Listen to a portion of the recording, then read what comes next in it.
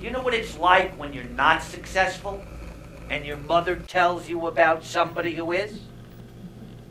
Did you know that Jack's son just sold his business for $90 million?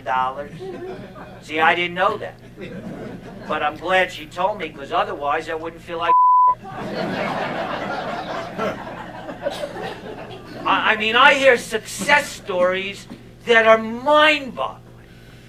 This one's the top headache doctor in the world.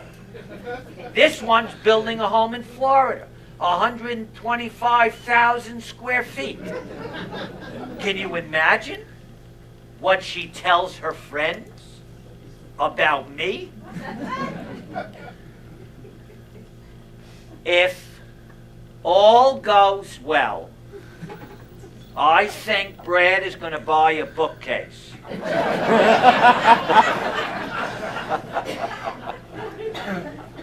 There is a big controversy on the Jewish view of when life begins. In Jewish tradition, the fetus is not considered viable till after it graduates from medical school.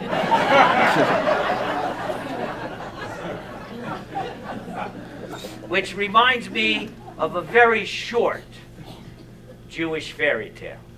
A very short Jewish fairy tale.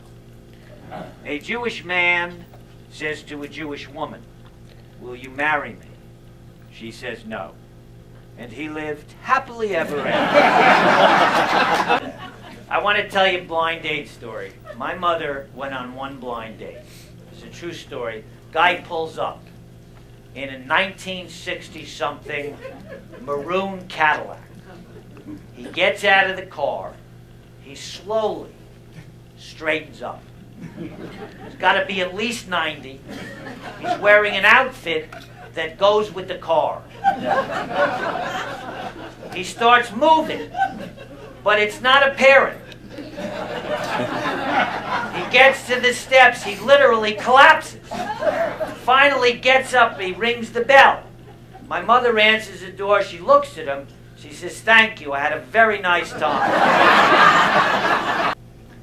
When my mother asked me all those years ago how much longer I was going to give the acting, and I said, when I've given it my best shot, I'll get out.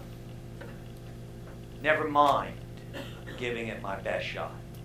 It took me almost 20 years just to give it a shot.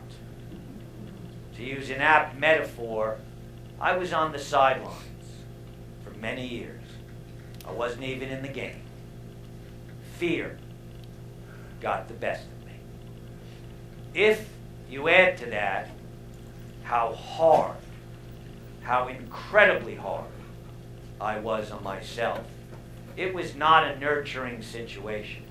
I had a friend who said to me, "You're the only person who can do a one-man show and not get along with the cast." Now, I'm at my best when I know that an audience is going to get me. As such, a New York Jew performing at an Indian casino in Minnesota during ice fishing season does not conform to that ideal. Perhaps I should have told them that I have some Indian blood, and my mother's name is Little Overbearing Running Mouth.